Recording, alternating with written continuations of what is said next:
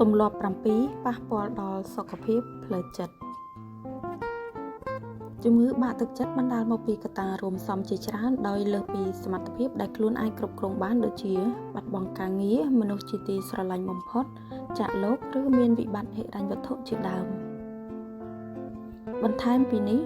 ការសម្រេចចិត្តតិចតួចនៅក្នុងការរស់នៅប្រចាំថ្ងៃមិនឆ្លើយតបទៅនឹងតម្រូវការ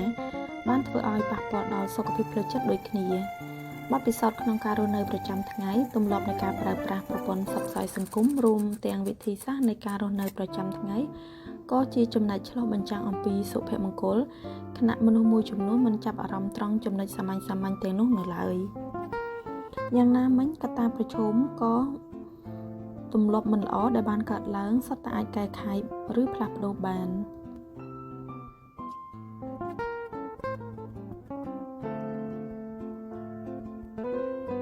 ទម្លាប់ទី1ដើរមិនត្រង់ខ្លួនឬដើរមិនសកម្មតាមរយៈការដកបទពិសោធន៍ការដើរដែលប្រមូលផ្ដុំនៃផ្នែករាងកាយផ្សេងៗឲ្យចូលរួមជាមួយដែលជះឥទ្ធិពលនៅវិជ្ជមានទៅដល់សុខភាពផ្លូវចិត្តចំពោះការដើរដែលជំរុញនៅធម៌ពលមានដូចជាដើរឲ្យត្រង់ខ្នងត្រង់ខ្លួនចង្កាងើយមិនដើរបង្អោនឬទម្លាក់មុខចុះក្រោមការដើរគួរតែបោះជំហានទៅជាមួយនឹងស្មាបើកហើយរលាស់ដៃជាដើមការដើរដែលមានជំហរត្រឹមត្រូវជំរុញទៅដល់ការបង្កើននូវទស្សនវិជ្ជានិងទំនុកចិត្ត2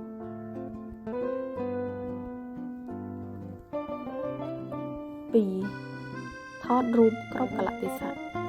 ថតរូបបានបន្សល់ឬរំលឹកពីការចងចាំល្អៗប៉ុន្តែការផ្ដល់ភាពសំខាន់ក្នុងការសង្កេតនិងរីករាយជាមួយបរិយាកាសបច្ចុប្បន្នគឺជាចំណែកសំខាន់ដូចគ្នាព្រោះការដែលនៅជាមួយបច្ចុប្បន្នជាផ្នែកសំខាន់នៃការរក្សាលំនឹងសុខភាពផ្លូវចិត្តយ៉ាងណាមិញក្នុងករណីលោកអ្នកចង់រក្សាការចងចាំអំពីទិដ្ឋភាពឬព្រឹត្តិការណ៍ណាមួយនិងចាំបាច់ត្រូវតែថតគួរតែថតផ្ដោតទៅលើចំណុចសំខាន់បានហើយដើម្បីមានពេលអាចរីករាយនឹងបរិយាកាសដែលនៅជុំវិញខ្លួនបែងចែកបែបនេះជាជំហានក្នុងការពង្រឹងសុខភាពផ្លូវចិត្ត3អនុញ្ញាតឲ្យពាក្យបញ្ចាលគ្រប់ដណ្ដប់ពាក្យបញ្ចាលឌឺដងមិនបានផុតរលត់ឬកាត់បន្ថយទៅតាមអាយុកាលរបស់អ្នកនោះទេប្រយោគទាំងនេះអាចនឹងកើតឡើងស្ទើរតែគ្រប់ទីកន្លែងទាំងក្នុងរូបភាពចេតនានិងអចេតនាដូច្នេះការពង្រឹងសមត្ថភាពពីខាងក្នុងតាមរយៈការសិក្សានិងការប្រតិបត្តិនៅជំនាញធ្វើឲ្យស្គាល់ពីគុណតម្លៃនៃខ្លួនឯងសុទ្ធសឹងជាចំណែកក្នុងការបញ្ជៀសពីបញ្ហាផ្លូវចិត្តបើនៅតែមិនធូរស្បើយទេសូមកុំបង្អែបង្អង់ក្នុងការទៅជួបអ្នកជំនាញដើម្បីទទួលបានវិធីសាស្ត្រគ្រប់គ្រងផ្លូវចិត្តដែលមិនល្អឬទទួលសេវាកម្មព្យាបាលមួយដែលសមប្រកបទី4មិនធ្វើលំហាត់ប្រាណឬសកម្មភាពផ្លូវកាយប្រសិនបើអ្នកមានសកម្មភាពផ្លូវកាយបានល្អឬហាត់ប្រាណ3ដងក្នុងមួយសប្តាហ៍នោះហានិភ័យនៃជំងឺបាក់ទឹកចិត្តក៏នឹងកាត់បន្ថយបានរហូតដល់ទៅ 19% បុគ្គលដែលមិនសូវសកម្មផ្លូវកាយដូចជាមិនហាត់ប្រាណប្រឈមមុខនឹងជំងឺបាក់ទឹកចិត្ត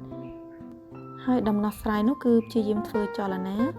ទោះការអនុវត្តមិនស្ថិតនៅក្នុងរយៈពេលវែងក្តីយ៉ាងហោចណាស់បានបន្តសកម្មភាពជាប្រចាំដើម្បីឲ្យសមត្ថភាពខួរក្បាលមានភាពរស់រវើកបន្ថែម5ទម្លាប់ពន្យាពេល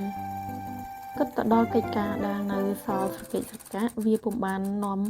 អារម្មណ៍វិជ្ជមានមកកាន់ស្មារតីនោះទេហើយបើប្រភេទការងារដែលសល់ទាំងនោះបណ្ដាលមកពីគ្មានអារម្មណ៍បំពេញ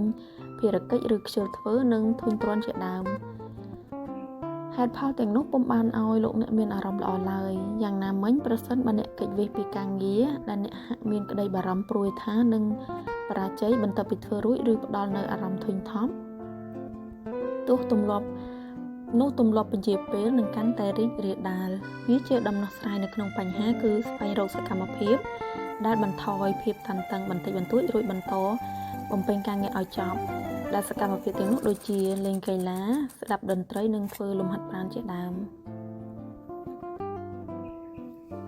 6រស់នៅក្នុងទំនាក់ទំនងដែលគ្មានផាសុខភាព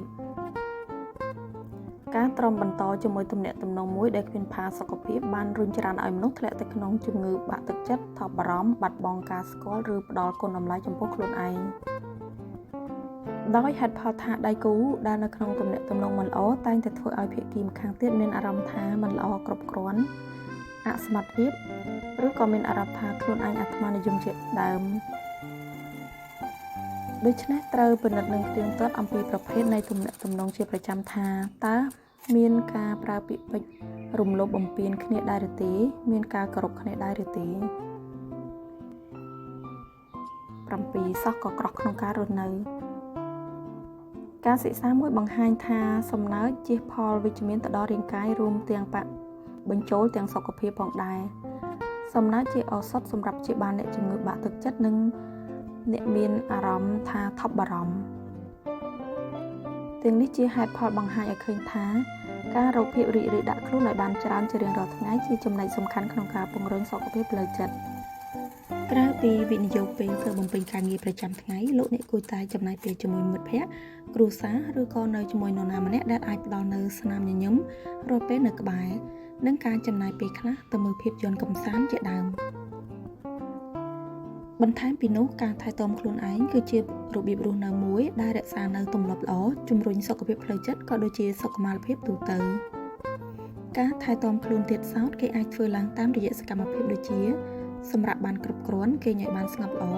បរិភោគអាហារមានជីវជាតិនិងការធ្វើលំហាត់ប្រាណបានទៀងទាត់ព្រមទាំងការរៀបចំផែនការគោលដៅនៅក្នុងការរស់នៅ